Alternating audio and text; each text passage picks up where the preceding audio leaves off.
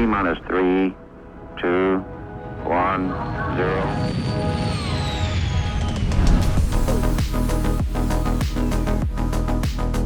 Hello, everybody, and welcome to another episode of the Launch Sequence Podcast.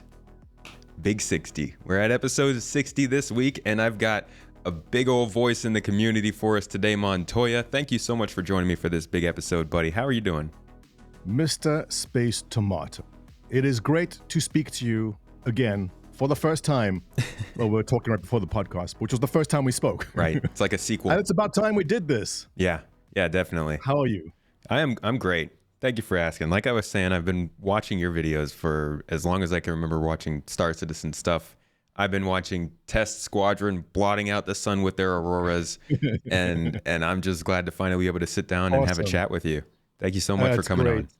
Yeah, thank you for having me. I thought it's about time to start doing the circuit and speaking to more of the content creators, which have really just sprung up and done amazingly well in Star Citizen, which is awesome to see so many creators getting success from this unfinished game, which is possibly a scam, some would say. Does that make those creators scam artists? Are they? You're complicit. Either complicit or they're working for them. Congratulations on a new place. I understand you recently moved. Yeah, we did a temporary move over here for the next 4 or 5 months or so. And after a few weeks of craziness, we're basically settled in. So is this a permanent move to Turkey, or is this just No, this is we're spending time over here just to have time with my wife's family, save a little bit of money because living in California is crazy expensive. And just honestly, I like the food here. So we're going to stay here until November. I guess we have something in common there, because I was living in North Carolina, and we just recently moved to West Coast, British Columbia, to be with my wife's parents. Yeah, see, so we packed up, moved across the country, and then hopped over the border. Mm-hmm.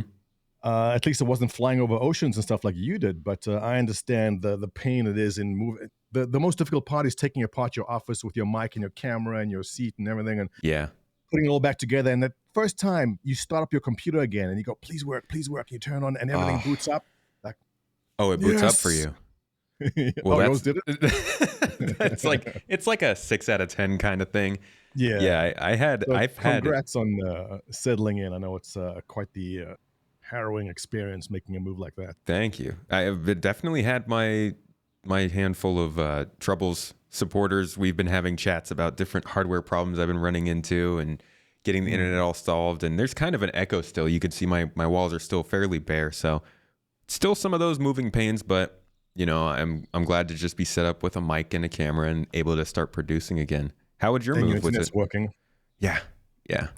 How did your move go? Was that good?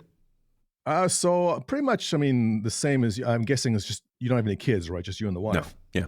So we have two small kids. So it's a lot more stuff to carry. All there's toys and bicycles and beds and desks and so a lot more baggage and things to move over. But not so bad. A truck takes it all over, drops it all off, and off you go. It's Canada's kind of easy. It's pretty much the same as the States as far as internet and everything else goes. There's nothing surprising. And smooth otherwise. Not as rough as moving across entire oceans. Right, yeah. Well, Keenan? Who's Keenan? That would be me, and I what? You ruined it. I've always known you're Space Tomato. Oh no. Yeah, I just changed my name actually. For everybody who is just listening and not watching, I forgot to put the names on here, so I'm throwing them on right now. Oh, that's way too gigantic. Big. That's it. Yes, good. No, we'll just have it be the Montoya show for today. But anyways, so let's dive in a little bit more into your content, what you do, because a lot of people who watch this show might have, a shame, honestly, on all of you if you haven't heard of Montoya, but if they have not, I'd like to let them know how you make content, what you do. First of all, how long have you been playing Star Citizen, or how did you get into it? Was it kind of your first MMO, or what's the story there? Yeah, so first of all, greetings to everyone in the Space Tomato community. Awesome to meet you guys, and you've done a wonderful job growing this community from scratch. Thank you. So let's see. It all began many years ago. I was a young man with a full head of hair, and And play the the origin music story, in I the guess. All background. right. So I was playing Planet Side 2, which was a very popular game at the time. And then this guy, Chris Roberts, comes out and goes, "Hey, everyone, I'm going to make a game called Star Citizen." And I was like, "Oh, I haven't played a good space sim game in decades." So I went to check it out. And I actually did not back from his original presentation. My thoughts were like, I don't know if this is ever going to pan out. There was no game I ever knew that kickstarted like that. So I thought, I'm going to wait a while. I'm just going to see how it goes. And about 9 months later, it was still going strong. And I backed that point. I bought the Constellation package. So there's no game to play at that point. But Hmm. I thought to myself, it wouldn't be cool if we got a group going in it. So I started rounding up some people I knew from the Planet Side 2 group and started off Test Squadron. So we were here from the very start of it. And we had a nice small group of 10, 20 players. We played Planet Side 2 together. We said, let's go play Star Citizen when that comes out. And everything kind of just grew from there. Obviously, a lot of frustrations, a lot of patience. And I know for a lot of you, your patience is still being tested daily. But that's just part of the adventure, I guess. So, first time I played was the first time they dropped the hanger module, which was extremely taxing on our old PCs and could hardly run. Yeah, you think the Those of game's us who glitchy had now. powerful enough PCs to run the hanger module back then, that hasn't changed. We still have that now. And Yeah. so from the very beginning, we've been in here, which has been quite the experience. It was I didn't expect to be sitting around 10 years later, still involved. I've never played a game for 10 years at a stretch. It's just something which hasn't happened. I don't know many people. Well, Eve Online is an example of one game which has managed to withstand the test of time. But there's very, very few games out there that people play for 3, 4, 5, never mind 10 years. And here Yeah. we are going on the 10th year. And I got to say, and not because I'm being paid by Chris Roberts or anything, but I still enjoy the game. I log in daily almost, even just to get rep in some mission or just to go now, explore some wrecks.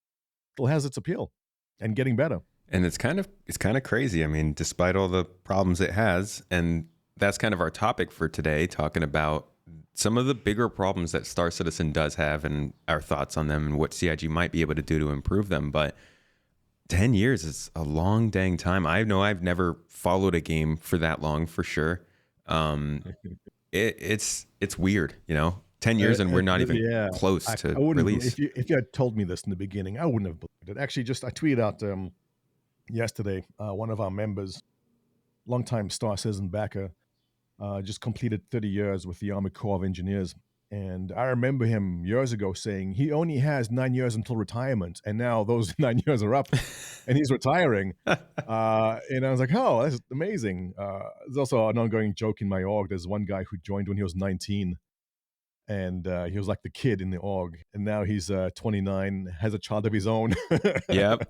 Yep. There are people who are streaming and playing the game with me and with other people I've seen, and they were like 12 when they heard about this game the first time, and that's just Yeah. so weird. There are going to be people who play this game when it releases who were like 8 years old when they found out about it, and that's crazy. People who grew up with their parents playing it and getting into it that way. This is going to be like a generational game. So that's the interesting thing about it. And obviously, one thing which is a concern for everyone backing is will the game stand the test of time? Will it be playable in 5 years, 10 years? Will it look okay? And so far, from what we've seen, is they've managed the graphics hold up. A lot of the features we see that they baked into Star Engine are things which Unreal 5 came out with right away in it already. But I mean, this is part of the problem also. Everything they're putting into the engine to make it work is taking a long time to do. Yeah. But the payoff is that it does have longevity. It will be able to still hold it on to itself and still be good years from now. So, I mean, I think we're probably diving into questions of later on, but always an ongoing concern, like, will the game hold up well in 5, 10 years from now? And, will we still be playing? And so far, so good. I got to say, it looks okay. They've done a great job of keeping things updated despite also just building it anew. And a lot of people I think don't realize that the engine is still being worked on. the graphics aren't going to look the same all the time. The lighting's going to get better. The rendering technology is going to get better, and things are going to continue to improve over time. So it's hard to make that call of will it age well or not, and probably better to think about it in the shorter term for most people. But besides Star Citizen, we'll get back to that. Besides Star Citizen, before we get super deep into the topic of the day, I also wanted to talk to you briefly about some of the content you make on your channel. You cover Star Citizen mainly, but every once in a while I see you dip into some of the other more experimental stuff, we'll say. Crypto stuff. Feet pictures? Yes. Oh, Feet I mean, picture, yes, Emporium. not my feet stuff, yes. Star Atlas, stuff like that. What drives you to cover that stuff in addition to your Star Citizen coverage? Where's the overlap there? So my background is in the finance industry. I had a financial background. And I mean, making content for games wasn't something I thought I would be doing. It's not the area I was educated in, and it wasn't something I would think I would ever be doing. But I just landed on it by mistake. The reason I actually started up my channel, first of all, was when my group came to Star Citizen. When I say my group, there were two of us. I said, let me make a video channel so I can talk to everyone that's in my guild. That'll be cool because no one else was doing it at the time. So I created the channel so I can talk to everyone at the same time. But if someone missed a live stream or something, they can catch a video. And that's where my channel came. It's also the reason why we grew as an org. At the time, none of the organizations in Star Citizen had any kind of promotion or propaganda going for them. We were one of the first, if not the first, to actually come out and fully hit on social media to push our brand. So that got us growing pretty fast early on.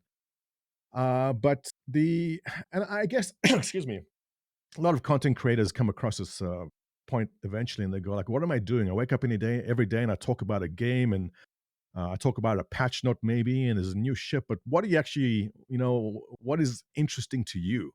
And I realize that the topic of finances or the stock markets and crypto might not be interesting to everyone, but it's something I love talking about because I'm fascinated by decentralized finance, which is the big thing in crypto, which is a horrible reputation. But I'm seeing a lot of parallels to that, to what happened in the early internet when every single website came along, any company came along and put a .com on their name, immediately just exploded in value because there was whatever .com. So Space Tomato .com, I'm going to sell you, my socks now, and you would have a $10 million company right away because you put .com on your name. Which did happen. Now, does that mean very, very you're valuable valued, domain? Yeah, I mean, in your case, yes, you should be valued $10 million, a strong brand, But in most cases, in 95% of the cases, most of the companies that put .com in the name were worth nothing. They just had a website. The exact same thing's happening in crypto now, where everyone's going, we're going to DeFi, we're going to blockchain, and they're getting these crazy valuations, but the actual underlying business is worth zero. So the parallels are there. But also at the same time, you think back to Amazon.com, Google, all these companies which emerged from the .com bubble have done exceedingly well, just very few in between.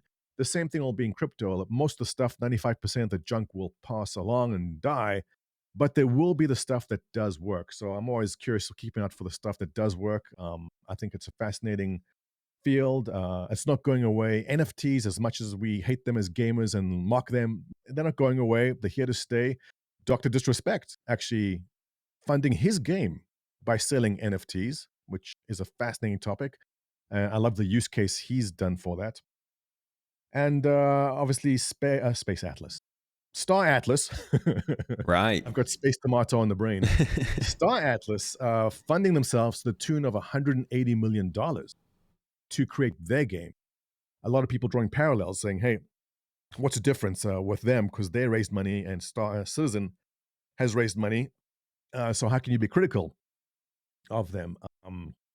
That's an entirely different topic. I don't know if you touch on that, but I think it's fascinating to see what Star Atlas is doing. I'm curious to see if it pans out, because if anyone can raise hundreds of $millions, does it guarantee you'll make a game which people want to play? Yet to be seen. So that's where I stand on that Star Atlas story, which has. You want to dig deeper into this? Because I can talk for an hour on that topic. Well, honestly, we won't get too deep into it because we're here for Star Citizen, but the Star Atlas topic is, I think, maybe something I'd like to talk about after the podcast or at another time. Let me just stop with this one interesting topic on Star Atlas versus Star Citizen, and that is because Star Atlas is blockchain based on NFTs. they are subject to market condition. So if the crypto market is tanking, if the stock market is tanking, it's a risk off time in the market like now, the value of your ship that you bought as an NFT declines. And Right. there's massive declines up to 80, 90% value. So imagine you bought yourself a brand new merchantman for $600 and now the market value is $60. That kind of feels bad. Like, oh, did I make a right decision? Maybe I shouldn't have done that. The value's dropped. So that's fascinating to me in the terms of funding a game because in Star Citizen, the value of the brand new merchantman has increased Right. over time. It's the best performing asset in some people's portfolios.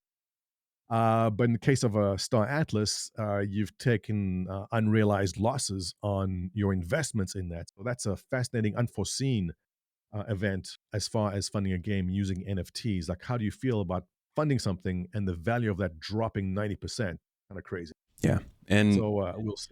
I don't know, this might come off a little bit hypocritical because I do basically cover Star Citizen or play Star Citizen for a living, but I don't want to find myself stressing out about that kind of stuff when I'm playing a game.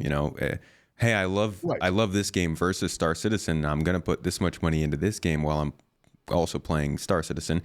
But if all of my stuff in that game just loses value and I can't really help to support myself in the game economically because I was dependent on those ships having value or something, that's like added stress on top of my own gameplay experience. I think that's fascinating because I know that I bought an Aurora for $45 5 years ago. That Aurora is $45 now. Mm-hmm. What if in my hangar module, that Aurora now, if I wanted to, get a refund for it or, buy back whatever, was now worth $10? Like, oh, it kind of reflects on the game itself. Yeah. And it takes away the fun aspect to more of a financial concern aspect of it. And I think that's a major part of it, that gamers want a game. We don't want to be concerned with the underlying assets decreasing or losing value. Mm-hmm. And So, yeah. that connection to crypto means that it's not just dependent on the game. Like you said, it's dependent on the market. Forces. But Yeah. that also brings in a ton of funding. And I think that acts as the perfect segue into our first sort of topic regarding Star Citizen, and that is the funding. So Star Atlas, like you said, brought in somewhere around $180 million relatively quickly. One thing that is constantly pointed at for Star Citizen as a problem with it is that they've put in 400 million, 500 million, however many millions of dollars, and the general comment is such and such amount of money, and it's still a buggy mess. The perceived problem is that amount of money should have made a good game. What's your take on that? What's your kind of explanation of that problem? It's a difficult concept because the answer is not easy. You cannot summarize it into a sentence. You cannot summarize it into a paragraph. And once you start explaining it, you get accused of being an apologist. So end of the day, Star Citizen is wide open to criticism. You can criticize them. There's 1,000 things they've done wrong, but there's also 1,000 things they've done right. And I get this a lot in my organization. You do probably. There's people come in and go, should I buy this ship? Should I, buy this game? Yeah. And you left with the question, like, should I convince this person that yes, it's okay, or should I not? And me personally, I'd say that if you have to ask the question, then no. I mean, there's so much content out there. Mm-hmm. They can go watch your content. They can go watch Salty Mike. They can go watch Twitch. Anytime you go to Twitch, there's people playing the game. There's countless YouTube videos, Morphologist, Board Gamer, Noobifier. Anytime you have a question or you want to know anything, there's content out there will answer your question. Now, if after you've done all that, you still don't know, then the answer is no. So to go back to, your original question, with all the money they raised, the game is so buggy. The thing is, you and I know the answer, and it's a long and complicated answer.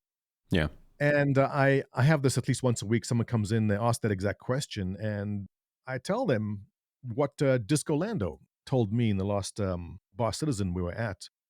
And that exact question came up. And they go, why is it that, CIG said they'd have X and Y done by this time, and then it wasn't? And Disco Lando went and gave a very eloquent and honest answer. And the honest answer was that they all sat down, the devs all sat down in a meeting, and they said, we're going to do X, Y, and Z. And everyone agreed. And then they started working on it. And it's going to take 6 to 9 months to do it. Then they hired a new hotshot dev, a young kid coming right out of school. And this young kid comes and goes, you know what? You could do things that way. But if you do things this way, it'll future proof it and be much more flexible for your future needs. And everyone will go, I'm not going to swear, right? Holy moly. You have to This wait 30 kid is minutes. right. This new superstar dev we just hired is correct. Everything we've just worked on for the last 9 months is now garbage because this idea is way better. Mm-hmm. The best example of this is what? Were you around in 2016? Yeah. All right, so in 2016, Answer the Call. There's a big SeasonCon. The game was literally months around the corner. There's going to be a Oh, huge no. launch in LA, and all the superstars are going to be there. And then radio silent. And a lot of people go like, "What happened?" Now they haven't actually told us exactly what happened in 2016, but we know what happened. What happened was the devs and most likely the CryEngine devs that were hiring. CryEngine was having problems at the time. They went over to CIG, and the devs sat down and said, we could do things this way, but if we go full procedural now, instead of in 10 years from now, it'll allow us to develop the game this way, but this might take a while. And when you're a dev, you say, yeah, it's going to take a year, and a year means 2 years, and then you run into a bug, and 2 years become 3 years. So they made a decision early on that they were going to focus on building something out instead of going with an original plan. And that build out, while future proofing the game, results in horrible delays that we're dealing with right now. And the next question is, well, was it the right decision? And we don't have to look far, no further than Elite Dangerous, to say, where's Elite Dangerous now versus Star Citizen? Elite Dangerous, first out the gate, they said, we're going to make a game in a year and a half. And they made the game in a year and a half. And everyone flocked to Elite Dangerous because the game was amazing. It's a whole universe to explore. But look at the problems they've run into. And they've run into the problems where Elite Dangerous is a car driving down the highway and they have to change the tires, but you can't stop the car. What do? It's a very difficult problem. They've got your space legs, they want to expand the game, but the engine they're building on is done. And they can't make these important changes to future proof Elite Dangerous. And we're seeing it every single day in Star Citizen. I'm coming from Elite Dangerous. I'm a former Elite player. I'm sick and tired of Elite Dangerous. And they're coming to Star Citizen because everything they wanted from Elite is happening in Star Citizen. Yeah. So in the short game, Elite, big winner. But in the long run, in 10 years from now, in 20 years, who's going to be ahead, Elite Dangerous or Star Citizen? And I think that kind of answers the question. Has Star Citizen made the right decision with what they've done? Debatable, but it's the long game here. Yeah. And So in the long run, yeah. those different development timelines are definitely, they draw a lot of contrast. And I think there's a third timeline as well when you look at something like No Man's Sky, in that it was able to release and come out as an original sort of pitch, or actually very short of the original pitch, but over time able to build itself up to something more successful. Something that a lot of people have suggested would have worked better for Star Citizen, put out something that's very basic that you first pitched back in the day, and then let us build on that as we go. Whereas they kind of opted to do this whole, we're just going to build it as you play it and go really, really hardcore and continue on with that over time. And the amount of funds they've raised, it's now been 10 years. We can round it to about 400. I don't know what exactly it is, $400 million, maybe at this 450. Yeah. Coming out to, no more than $40 million a year for a company that at this point is over 800 employees, 4 different studios, 3 different countries. A lot of kind of work has gone into that. And despite them having that buggy game, most of it has gone into building the engine that is a lot of kind of the basic layer for this game, right? And a lot of the other parts of that have gone into Squadron 42, which we don't really see. So when people do say stuff like, oh, they spent so much money and it's still really buggy and it's like this, what's your standard answer? No question. A lot of people think because you follow Star Citizen, because you like the game, you can't be critical enough of them. And the truth is, no one is more critical and frustrated with Star Citizen and its development than the actual content creators who make the content about it. Because we know, I don't want to say we know more than others, but it's basically the job to know what's happening.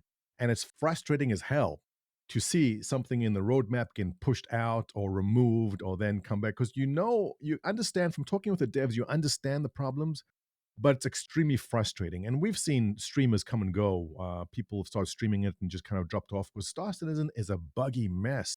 It is difficult to stream. You'll run into crashes, you run into rubber banding, you run into desync issues. It's very difficult as a game. And all the content creators I know get extremely frustrated. But at the same time, you have to see what they're making is something which we still greatly enjoy playing, and we see the future where it's going. So it is possible to both love and hate the game at the same time, but have an eye on the ball because in the long run, we see where it's going. And they've made tons of mistakes. There's no question about it. If CIG as a company, as it exists today, started today to work on a game called Star Citizen, I have no doubt it would be done in 3, 4, 5 years in a normal time development of any normal game. But because they started from scratch, and I know people hate this excuse, well, you didn't have anything, and they had 12 devs, and the engine didn't work, and they have to create an engine. Yes, we know. But as a company, they had to also mature, and they've reached the point now, I feel, if you had to drop a game, if they said, okay, today we're stopping Star Citizen and we're working on a new game today, how long would it take from right now to spit out a brand new game? And the answer would be 3 to 4 years, like a normal game development company. Well, I would hope. The problem was they had false start, right? They had ideas like the initial hangar module, the first module that came out, is nothing like the one we have right now because they hired someone out of the community to fix the lighting. Some guy in the Star Citizen community made a hangar with lighting that he did, and they go, "Holy crap, that guy's great!" They hired him, and then the hangar module that they have was kind of tossed out, and the new ones came in. So all the time they spent developing something was just tossed away, and a better idea came in. And so, for better or worse, that's been the process. They're tossing out bad ideas, bringing in the good ideas, and again, endlessly frustrating. But it's ensuring that the final product is something that we like. But you touched on something there, and that is the Squadron 42, which is a topic of great contention also because they don't show us anything. Mhm. We know it's work. They're doing something. We saw the notes recently about Squadron 42 and what the AI are doing and how great it's coming along, but we haven't seen anything. So I'm hoping with Chris Roberts being in Manchester this year that we do see something of Squadron 42 come out because I'm dying to see something. I need to see something. I think the community is demanding to see something of that this year. So Yeah, fingers crossed. we need a little bit more. And you Yeah. got to another, I think, good point for us to move on. Something, point of a lot of contention for a lot of people with this game, and that is the idea that it suffers from a lot of feature creep. Now, I think I agree that it does, but not necessarily in the way that a lot of people say, in that a feature will pop up and people will be like, but why are they bringing that in? They don't need to bring that in. And you look back in the archives, and 8 years ago, they did mention it. They just never got to it. But I feel like they do go crazy when it comes to detail about specific features, and So they get a little bit here's the issue on out of that. there. Yeah, I'm not a game developer. I don't know what your experience is in game I development have also. none. Intro to But computer in science. following this game, I've started to understand a bit about it. And there's this weird concept called parallel development. As it turns out, you could be working on one thing and someone else can be working on another thing independent, and the two don't affect each other. So when people go, oh, scope creep, deformed bed sheet physics is holding up the game, like that recent article, totally not true. Because the bedsheet physics are not holding up the core development of the game. The core devs are working on that. And what one guy is doing with the bedsheets or whatever scope creep they're talking about is not dependent on the core game. Now, I'm not an expert. I don't work there. I don't know exactly, but there are many things which are not dependent on the core game. The core game and the networking and Quanta and all the systems they're working on are very independent to a lot of other things being worked on. So when they say scope creep, is a scope creep delaying something? Is the question. I don't have the answer. And if someone says, I have the answer is yes, they go, no, you don't work there, you don't know. You don't know that shoelace physics are holding up development of the entire game. It's scope. But if they say, if the core devs are working on a certain issue, they're working on networking, on server mesh, and they say, we have 9 months to finish this task, is it impossible or crazy to expect that, hey, during those 9 months, why don't we have one guy working on shirt buttons that open by themselves during the same time? Does adding that add more time to the game being developed? And the answer is no, it doesn't. But again, it's a complicated issue, and unless you actually work at CIG, you don't have 100% of the answer. Yeah, but besides the possibility of it increasing that development time, I think the more core part of the problem is that we'll get a feature. let me give you an example. Like, let's say they originally said, "Hey, we're gonna have ammo types. We're gonna have plasma, ionic, ballistic, all the different names, right?" And then a few years down the line, everybody kind of forgets about the fact that they're going to have different ammo types. And then on the roadmap comes up the idea that they're going to add explosive ammo and corrosive ammo and ammo that has incendiary properties and stuff that they didn't necessarily mention with that first kind of introduction of the feature they wanted to do, but stuff they eventually were like, "Ooh, this would be good to add into this feature because it will help to expand it out a little bit more." Do you ever get a little bit annoyed with that idea? I find myself sometimes seeing an extra detail thrown into a feature and being like, did they need to throw that in just yet? Oh, yes, absolutely. If they come in and say, we need engine smoke trails in the atmosphere to be different for every moon, my reaction is why? Like, okay, I mean, it's nice, but it's not necessary in the game. And I think the initial reaction for most people is like, this is unnecessary. We don't need this item right now. Just put out the game. Stop working on that nonsense. Just put out the game.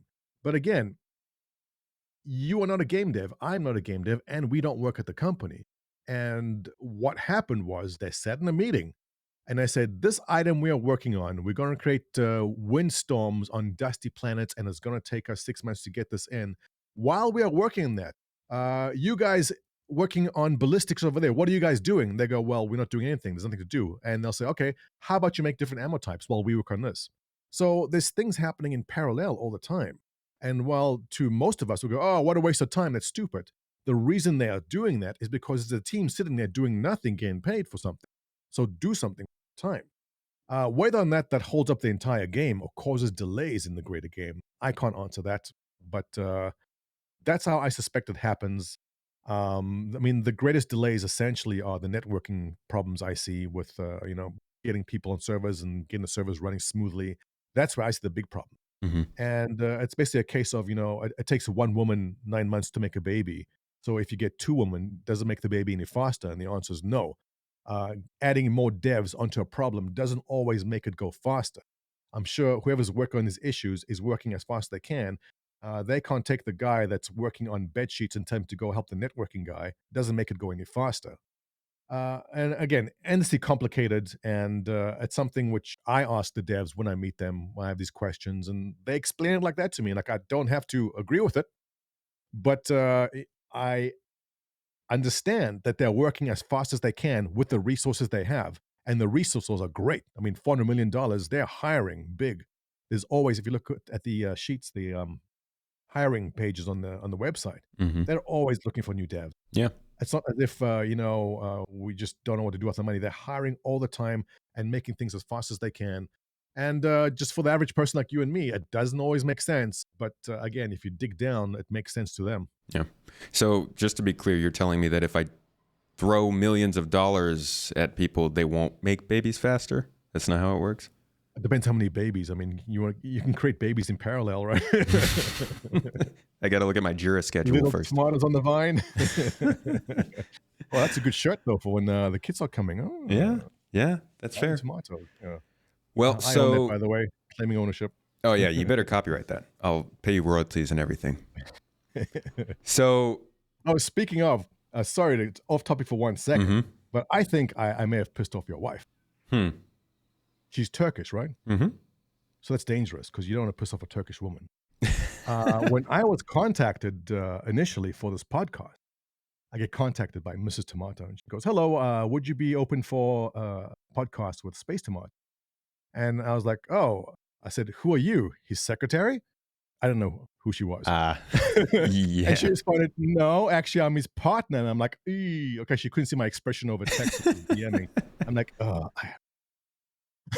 Man, if I could have a secretary, Wow. Be doing well at this So whole thing. sorry, Mr. Tomato, I didn't mean that. Oh, she'll see it. She edits this. Oh, okay. No, Tripod. she actually says hi, by the way. Oh, I don't want to anger a Turkish woman. No, She'll you take make it out them on you. happy because the food is you don't lose the food perks. Don't make Oh, anybody yeah, angry. you're gonna be so fat the time you're there for like a couple of years.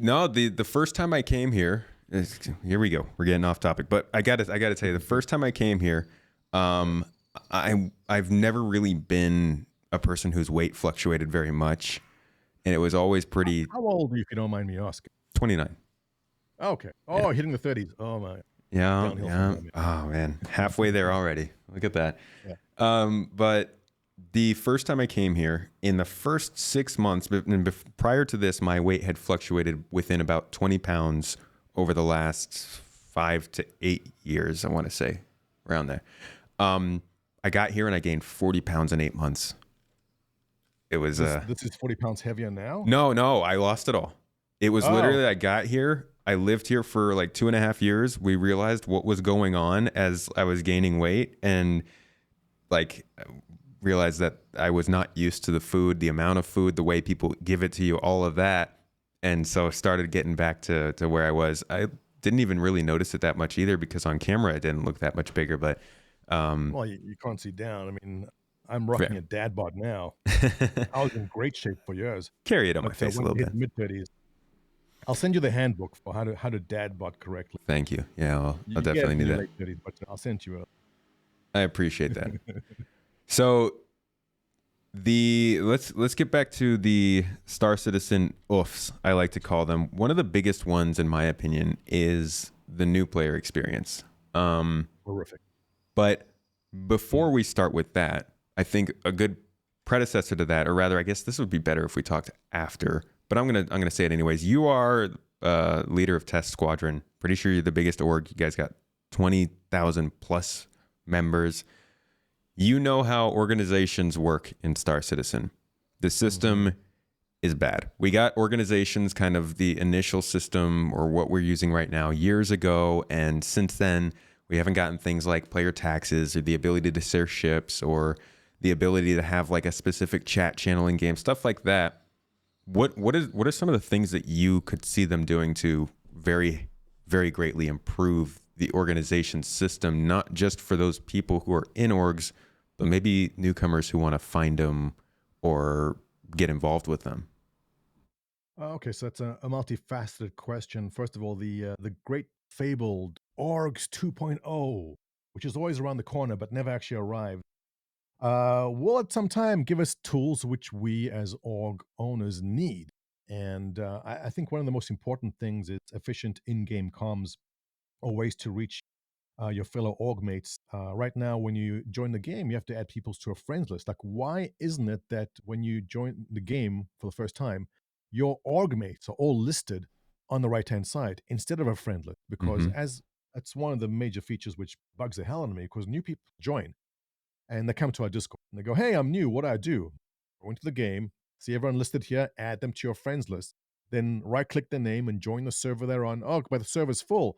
So initially you're thinking, I'm in this org, I'm going to join these people in the org, and now you can't actually join them because A, it's not listed anywhere clearly for you how to join them, and B, you try and join them, but the server's already got 49 people. So what do you do now? And it kind of throws a wet towel on that experience of trying to join your friends in an org.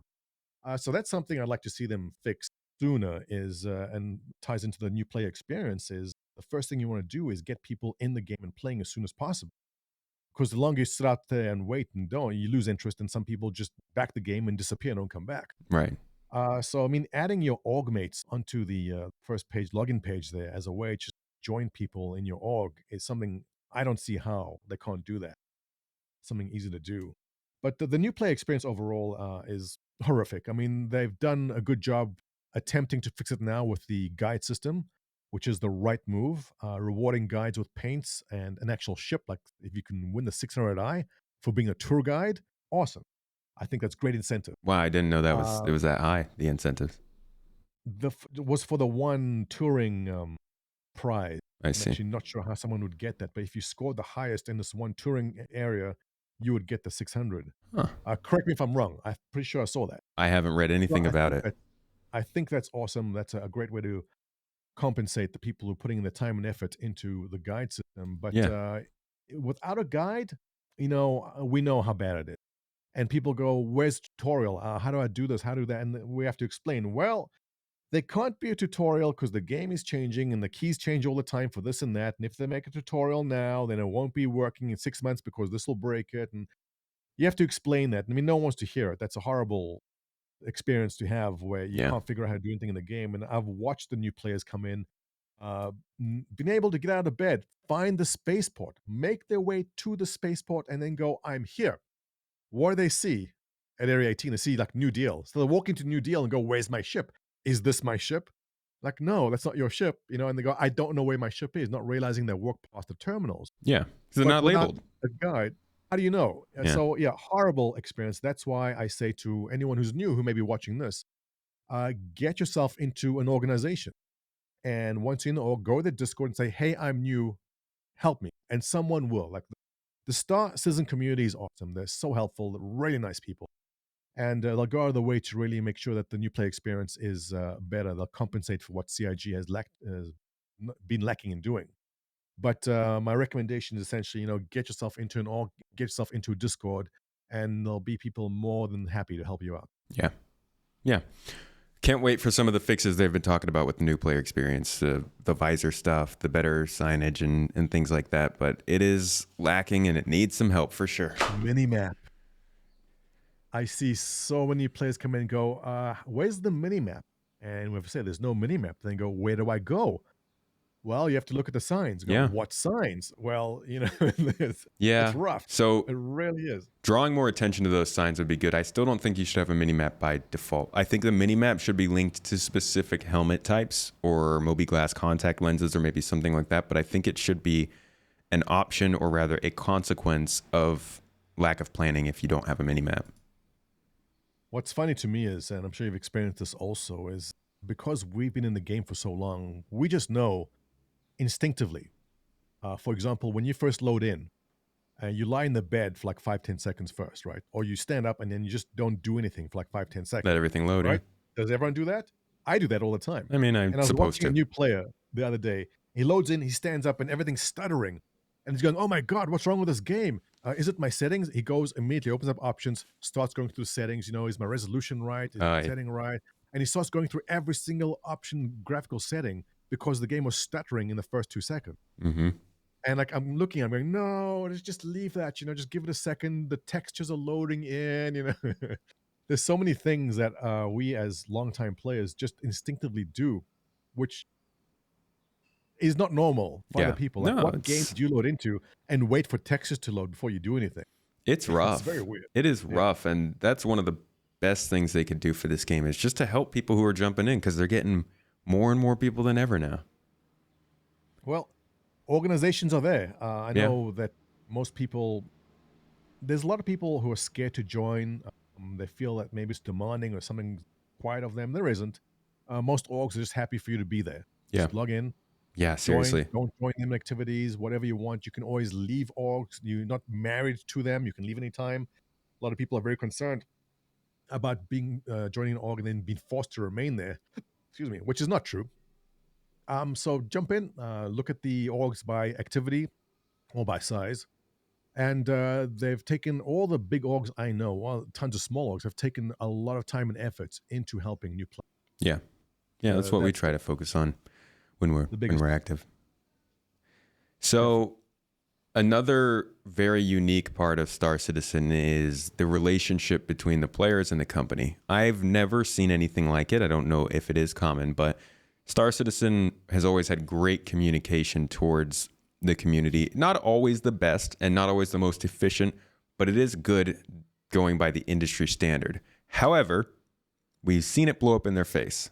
Things like the Banu Merchantman just last month, they shared a lot about it, and it caused people to get a little bit of an uproar because of changes that they imagined that may not have actually been there. Wasn't pointy. Yeah. Or like the roadmap stuff from earlier this year caused a lot of hubbub and sort of probably wasn't said the best way to communicate the changes they wanted to make. How do you feel about how their communication has been? How do you think they can improve?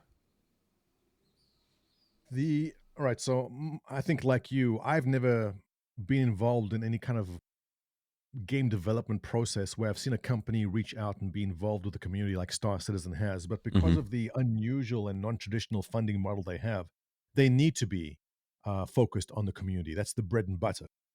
So the downside of that is no matter what they do, people will demand more. Originally, they came out with Wingman's Hangar, and this guy would come out and go, "Hey, I'm Wingman, and here's my show, and I'm going to talk about things in Star Citizen." And people are like, "That's great, but we need more." So they created more shows and more newsletters and more shows and a live stream. Yeah. And it doesn't matter what they do; it's never enough. They can never communicate.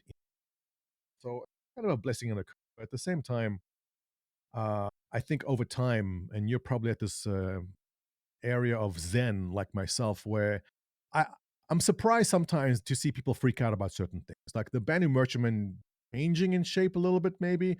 Not shocking or surprising to me. We know things change. But people lose their minds. What is it? The hex codes for paints. Do you remember that one? There was a big drama Oh, over that's hex code ongoing. Yeah, that's a because they that's a said, saga. you'll be able to change the paints. But yeah, listen, they had an idea. Time's gone on. They've looked back and go, we can make money by selling you the paints instead of allowing you to change it yourself. And so, from a capitalistic point of view, that's correct. Sure. Why allow you to change the paint in your ship if they can sell your paint for $10? And people are losing their minds. Now, when that took off, I had people contacting me saying, "Hey, Montoya, you're going to speak about this drama." And the truth is that I I didn't think it was drama until people told me it was drama. I just didn't feel strongly enough about it because from a marketing perspective and from a fundraising perspective, it makes sense to sell paints instead of allowing you to change the paint on your own ship. So I was like, I just don't feel passionately enough about that to actually make a video about it and speak about it because the unpopular truth is it's better for them to sell your paint. You It know, is. you made a really good statement right there. You didn't feel passionate enough about it to make a video about it. And sometimes I'm sure you get this kind of criticism as well. People will think you are either too extreme in one way or the other. And a lot of times I think that's because you have a certain amount of bandwidth you can put towards making videos. And a lot of times you're just not that interested in the topic that's following said negativity that people expect you to cover. I didn't cover So the paints, but I personally think that yeah, we should be able to change our paints. this is a curse of following the game for as long as we have. Is you become numb to certain things. When people get outraged over certain things, people who've been in for long enough just don't care. So I mean, the last thing I was kind of raging about was the ion nerf, where they changed the power of the cannon on the ion. Hmm.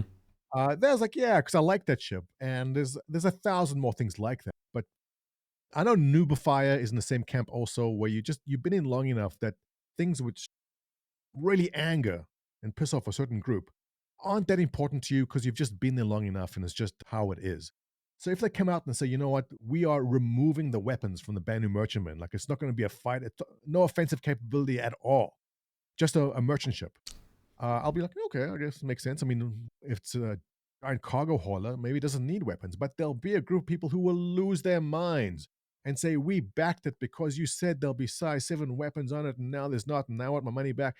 There's certain things which I can't speak for everyone, but I'll personally be like, yeah, whatever, it's just in the game development, and then other people will lose their minds. And I think the longer you follow the game, the more you're like accepting of the changes that they make, because I do feel that in the long run, they know better than we do where things need to be. So, example of the Ion itself, when they changed the Ion cannon, I was upset about that. But I know Bayer of Red, who is one of the devs who deals with the balancing. He was actually a test member.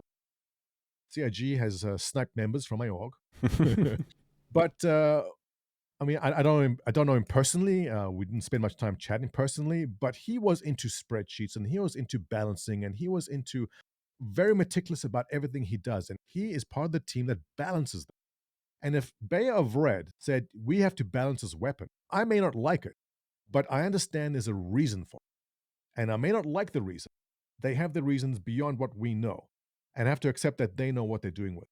And for that reason, when they say things or delay things or add things or remove things or change the shape of the Banu, it is what it is. I'm not going to lose my mind over many things because I do trust that they are doing the best they can.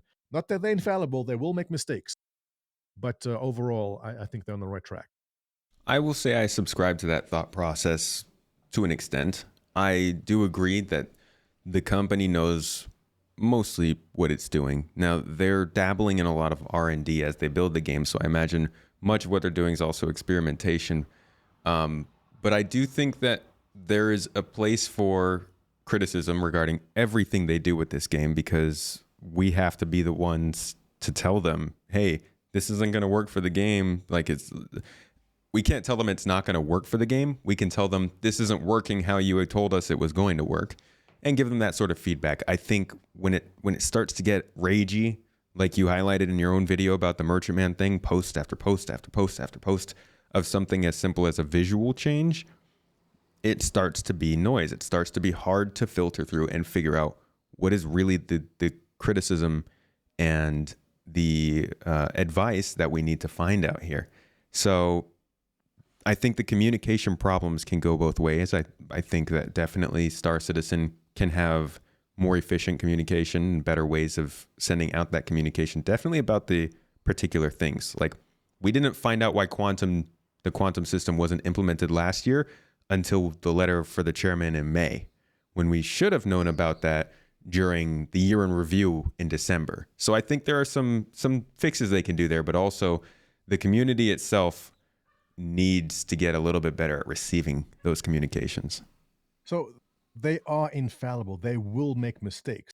Just because you have a good team doesn't mean that team can't screw up. And they do. I think a great example of that happening where they needed to take feedback from the community, something very simple, was the Luminalia event, where they gave you that picture and they go, the first gift we give you is this knife. Remember that? Yeah. And the second picture is going to be like a picture of something. And was it 12 days of Luminalia, whatever it was, or days of Luminalia, get. And the final picture was a picture of the hover quad. And so that is an example of baffling, because when you sit down in a team, the team's good, you usually have good ideas. But that was an example of them sitting down with the team, thinking they had a good idea, which everyone else in the community goes like, what is this? So for those who don't know, Luminalia is kind of the Christmassy kind of event. And I fully expected that on the final day of the event, they'd give you something, an in-game item. Like, they gave a little knife, which was cool, but I thought they'd give an in-game item. And I thought that the in-game item they would give everyone was the hover quad, which would be a very generous gift, but obviously cut into their sales. Yeah. But I thought if everyone at this time got a hover quad, like, what an amazing gift to actually give everyone, say thank you for your support of Star Citizen. Here's a one-time vehicle, in-game vehicle for everyone who supported us. I thought that would have been incredibly generous and very nice. But instead, they gave everyone a picture. And even if it was a coupon, here is a picture, but $5 off your purchase of the hover quad. That would have been something. A picture. And I don't see how marketing never got that. How they never think about that. Because the first thing I thought was, they gave us a free one. No. Is it a coupon? No. And I don't know how this conversation would not have taken place. Yeah. But if this conversation did take place and they didn't want it, then, look, they make mistakes. And I feel that was one of a gimme. That was so obvious. Yeah, that was I still am looking through my hangar and I see a hover quad and I'm like, I didn't know I had a hover quad. And I click on it and it's like, the picture. Like, get rid of this. Why do I even have this? I don't want a picture of a ship in my hangar. It's but just, they'll make mistakes. And sometimes they're stupid mistakes. And sometimes, they correct them. But that was a surprising one. So, an example of how things can go wrong, even with large companies. Everyone's sitting down. they must have gotten that one from Star Atlas. I guarantee the suggestion came up and was blown away. No, we don't like that. Someone threw it away. Yeah. How do you feel about the channels that don't follow Star Citizen regularly, but will jump in on some of that bigger drama, like with the roadmap update earlier this year, or like when, something does the bed sheets, for instance, or like a thing that reaches the mainstream media, then you get these YouTube video channels that make content about it, but they don't include the context of like, hey, they're changing the roadmap because they suck at doing a roadmap and they need to make it shorter. They just kind of take what's said and then make the best video they can out of it. Are you talking about the channels who are more critical, who I mean, go it for could the be critical, it clickbait? could be positive. I'm really just talking about the channels that tend to come to Star Citizen when it reaches the main news, as opposed to Well, covering it for what it is. Star Citizen's non-traditional funding and extremely long runway to creating a game makes it a very easy victim, clickbait, hate baits, and just general outrage from a lot of the big YouTubers. Although that trend has changed recently, with a lot of big YouTubers now liking and playing Star Citizen and getting gigantic views. Actually, there was a video I was going to make today. A YouTuber I've never seen before, with 200,000 followers. He made a Star Citizen video and it got 1.6 million views. And Oh, so I clicked JV? it. Yes, Yeah. is it? Yeah. Yeah, okay. Chatted with him a I'm not couple. familiar with him. And so I was like, oh, okay, so let me watch this. And so I clicked it and I went to click on his other videos. And his other videos, go 50,000, 100,000, like decent views. But then Star Citizen, 1.6 million. And so, guaranteed, he looked at that and goes, this seems to be a topic people like. Yeah. So I'm going to work on that. And so he got the financial incentive now to do more content on Star Citizen, but it's not always positive. So, on what you were saying there, there'll be people, I think Yong Ye is one of them, which I haven't seen anything from him recently, but Yong Ye is a big YouTuber, very critical of gaming in general. Actually, I haven't seen him like a game for years. But whenever something bad happens, like he'll be one of the YouTubers who go, "Oh, look how outrageous this is! Star Citizen, $400 million, and they can't even do this and this and this, and get millions of views for it." So there's definitely a lot of financial incentive to generally just hate on Star Citizen and be critical of it for the sake of being critical, just because the views are there. But more so, like I said in the beginning, that's shifted. We're seeing more people just play the game, enjoy the game instead of just simply hating on it. And that shift has been very gradual, but definitely moving towards the camp of Star Citizen good instead of just Star Citizen bad. That trend this year has accelerated greatly, which is nice to see and a relief for a lot of us longtime content creators to see that we have this backup now as opposed to being the sole voice of Oh, people we don't support. talk about a feature and then watch it fall flat on its face. Yeah. Sometimes. So, in terms of how Star Citizen is presenting itself, they don't do traditional marketing all that much. Sometimes you'll see a trailer from them on IGN or something like that. But for the most part, they'll put out a patch update video on their own YouTube channel. They'll say, this is the new update, play it now. They do their free flies to bring people in, kind of let the game speak for itself. And in general, the front page of the website is pushing you to try and play it, but also they don't seem to be extending their reach out into the industry. How do you feel about the way that they're presenting the game right now? Is it a tech demo? Is it an alpha? Is it a full game people should be trying? Are they really giving people the right idea? I, for one, and I think I speak for a lot of other content creators and back itself, I cringe every time they announce free flight. Because if we're in a patch that we're playing and they go, oh, it's going to be a free flight event now, I'm like, oh, because here are the problems I encounter as a player. And if you're a new player, it's going to be rough for you. Mm-hmm. So not the current free flight, the one before it, I took place in Orison. What was Yeah. happening before Orison? Invictus? Was it Invictus? Yes. Yeah. So I was like, oh my God, like Invictus at Arson because I got a 1080 Ti and an older CPU and Oh, I same. struggle. Yeah. I'm struggling at Arison, right? I'm like, oh my God, can you imagine like all these people coming to the game and spawning in Arison? It's a nightmare.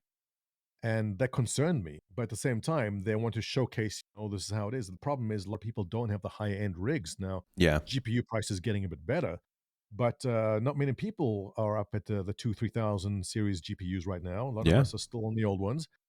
And I was very concerned about that, the new play experience and the way Star Citizen markets itself, going, look at a beautiful intro and come to Arison, there's Invictus, and you get to look at all the amazing stuff. Like, yeah, it is beautiful, but it's a rough time getting to that point where you're into the hall because it's not running smoothly. But at the same time, what's the other option? Like, don't do Invictus, don't do these events. Right. I mean, they're bringing in the money. The experiences can't all be bad, but it is a rough. It does worry me when they That's do these events. that's kind of the thing is like, does it do more bad or good? Because obviously it does some bad, right? It gives people a bad taste in their mouth. I'm sure there are plenty of people who jump in, experience that, and then never touch the game again, right? But how many So there's people? two metrics. Okay, Mhm. there's two metrics we can work on. We can work on one metric, which is funds raised and record funding. So, Yeah. and I don't. Are you buying tons of new ships? Is it you? Like, where's the funding coming from? It's not me. I'm not spending thousands of dollars on new ships. And all the whales in my Discord, they're not buying thousands of dollars in new ships. They have their hangars already. So there's new money coming in, and that's one metric. But the other metric is also looking at your community, your Discord, my Discord, and how are people doing. And overall, it seems okay. So the people I come into contact with seem to be okay, but how many people are not even joining or joining a Discord, or just downloading the game at home, logging in, going, "Oh my god, this is so buggy," and logging out? Like, we don't have that metric. We don't know. But overall, from people I come into contact with, and from the funding, it looks like it's doing fine. Yeah. Retention wise, I'd be interested in being able to see more, but obviously we don't have access to that info. But I think that would be very interesting to see. Now, you make another great point there. There is a ton of funding going on. This game is breaking records every single month this year. We've got amazing. I mean, even you were saying this might be the first year they break $100 million in funding in a single year. So we're seeing a ramping up of funding, and this has been true since slightly before the pandemic really picked up. Funding has been skyrocketing, but we've had less concept sales than we used to. And we've been seeing more global financial instability than we used to. So it's not like the world is just bringing more money into Star Citizen. There is a reason that this money is going up. What do you think of all of this success that they're seeing, despite the game not necessarily being ready for prime time? Macroeconomic factors always an ongoing concern. We're entering very unique times now where a lot of people have never seen inflation. A lot of people have never seen rising interest rates. But I said the same thing when the pandemic came out. Oh, there's a pandemic, like people are losing their jobs, people aren't working. How will this affect, people funding Star Citizen? Look at the chart; it didn't affect, which was kind of a surprise. I thought for sure, like, okay, if you lost your job or you have reduced hours, how are you still spending money on Star Citizen? Money's still flying in. So every year I said, yeah, this is the big year. From this year on, funding will decrease. And I've been saying that for 8 years, and it's gone the opposite way. So I don't know. I don't understand where. Well, I understand where it's coming from. I'm surprised by how much new money is coming in. And it's coming in from people just being blown away by what they see. People are discovering Star Citizen from, was it JV? Who's that YouTuber we just mentioned? Yeah.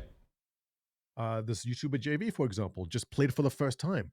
He got 1.6 million views. Of that 1.6 million views, can we say 1% will come back the game because of what they saw? That 1% is a pretty serious number. And he's just one YouTuber out. And there's a lot of YouTubers discovering, a lot of Twitch streamers. Sheriff Eli being one of the ones I love when he played GTA. And when I see him come over to Star Citizen, everyone who watches him loves it. So new gamers seem to have a bottomless pit of money, and they're liking Star Citizen. It's So again, we entering a very interesting time now economically. Rising rates, currencies fluctuating. I know the euro's on par with the dollar, so euro friends. Then I can buy ships the same price as everyone else, finally, and it still seems to be coming in. So I don't know. I think gaming just trumps everything else. If you at home, kind of jobless and hungry, buy yourself a Star Citizen ship because I guess that takes care of your needs.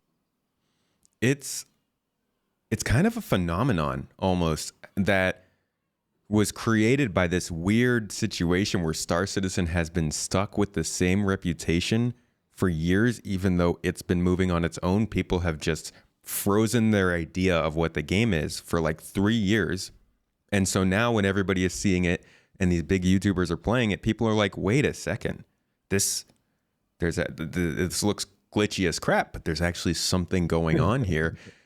And suddenly people are immediately like, wow, this is cool. I have seen the same thing you're seeing. Different YouTubers will throw a video out about Star Citizen, and it will be like 200 to 500% higher than their average video in terms of views. And almost, I would say like a fifth of the time, you'll see them just start doing regular Star Citizen content after that, because it does that. And it's interesting to see how many people want to see Star Citizen without knowing.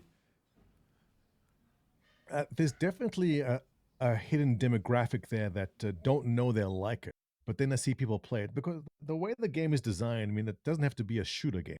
It can be an exploration game, can be a box delivery game. There's so much more to it than just the first person shooter aspect of it.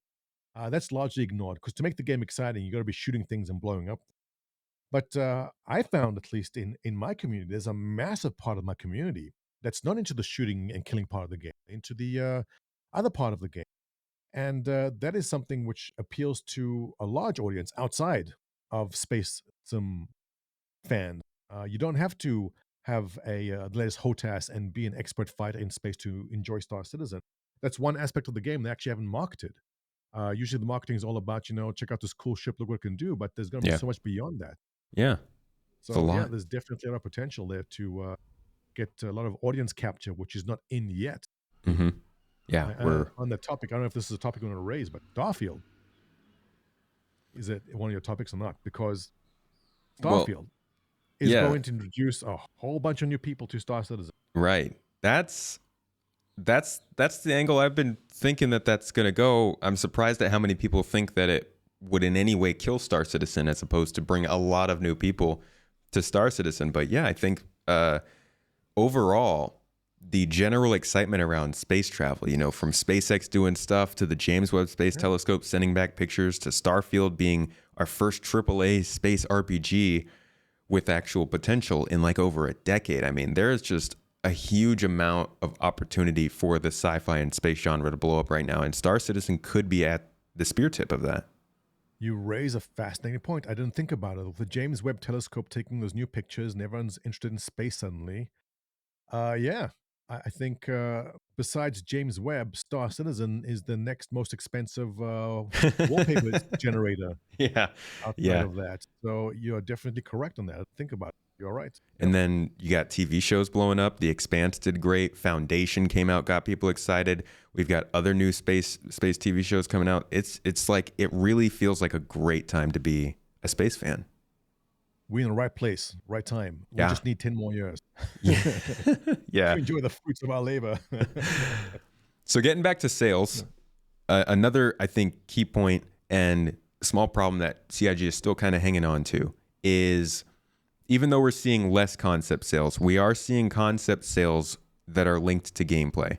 And I know a lot of people panic when they see that because you never really know when it's coming out. And the two most recent examples I'd like to point to, just for the sake of discussion, are the Legionnaire, which is a dropship that's linked to hacking gameplay, which is something we've been hearing about a lot. And with this new concept, kind of throws into confusion because we don't know, is hacking going to be separate from this when it comes into the game that we can get earlier? Is it linked to this ship? Do we have to wait for this ship?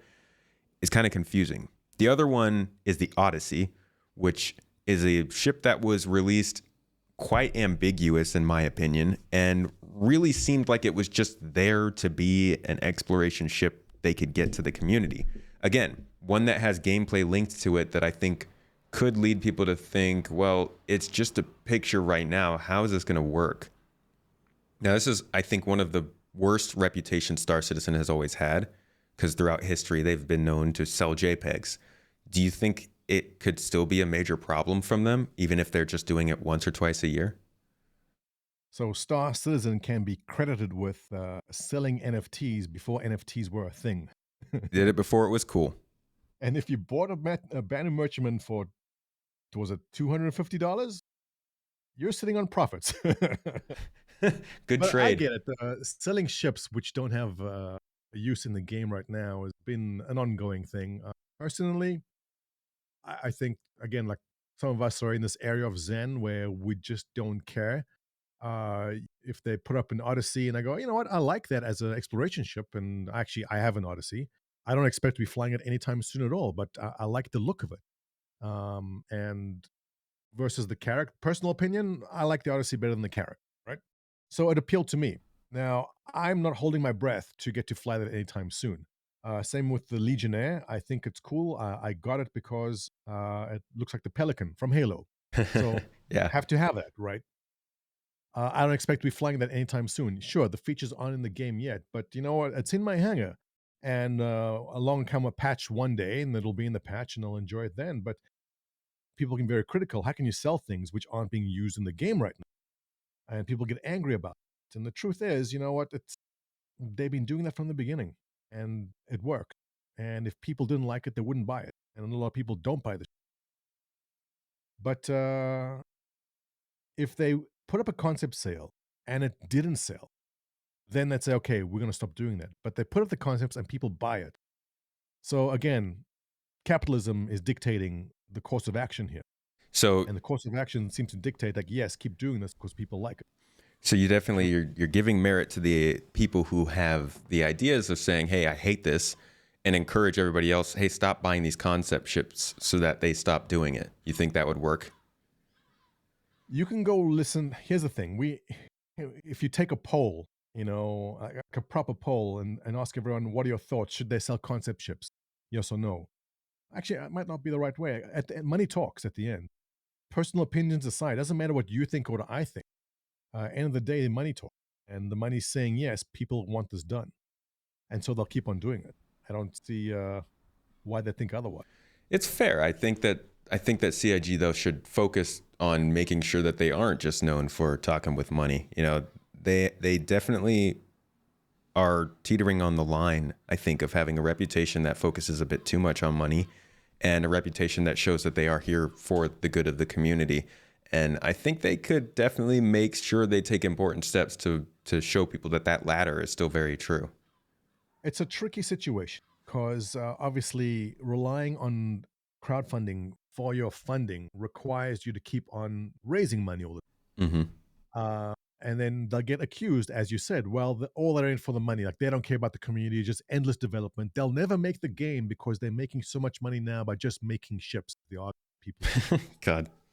And again, we don't work there. We're not part of the decision making process. But if something works, if you have a company and you sell this widget, and people go, "Oh, your widget sucks," but then you're making $1 million a week from selling this widget. Public opinion versus the financial reality may be different. And a company, CIG the company versus CIG the community, are different things.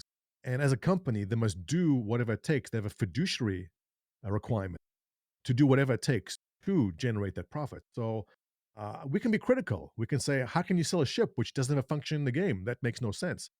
But if it's making money, then stop making money. What do you want to tell them? That's a bad idea. Don't make money. And thus is the crappy trap that is capitalism. Yeah. So Because I mean, if I you- want them to fund the game. I do, but the funding helps in the short term. And when I say short term, I mean like 5 years.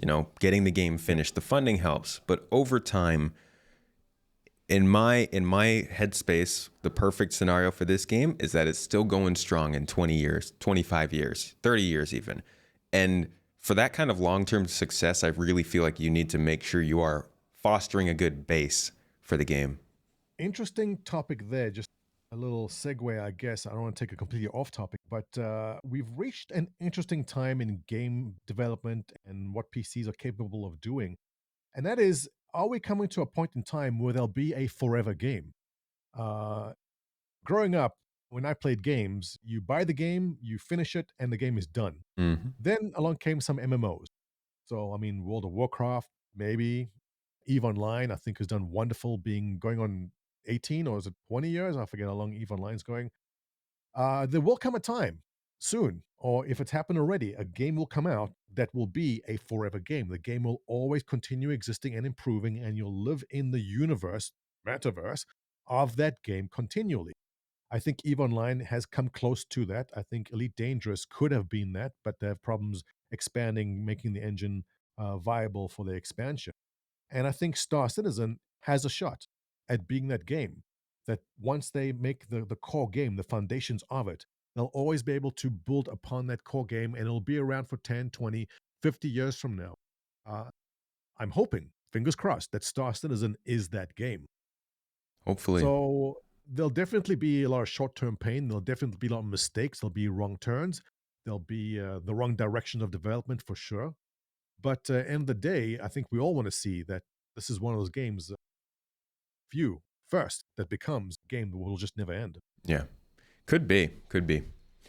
So, last question, kind of related to the ones that we were just covering in terms of concept sales and stuff. Banu Merchantman is one of the oldest ships that we've seen. The Hull C, another ship that's coming this year, another very old ship we've seen. And trying to think if there are any others that are significantly old we've gotten recently. Can't think of any, but there are still a certain amount of concept ships from, say, 2016 and before that we still don't have in the game. They're kind of starting to feel a little long in the tooth, and we'd love to see CIG make them. Do you think there are still too many ships that they haven't built from back in the day, and they should stop maybe pumping out so many new ones to make sure they finish that backlog? There is no excuse for them selling a ship and then holding it for years and not developing. This is a point of contention, not something that anyone can properly explain why they never did it. But in the day, if you have to look at the Banu Merchantman as an example, if they had to sell the Banu Merchantman, say a year after they actually announced it, what would that ship look like now? Oh my gosh, it'd look It completely would different. be, it'll be constellation kind of designed, a lot of things not making sense. Like, why is this room here? Why isn't there a room there? But the upside of it is that the ships they have on delay, the ships have not been made yet, will get to benefit from all the experience they've gained over the years in ships.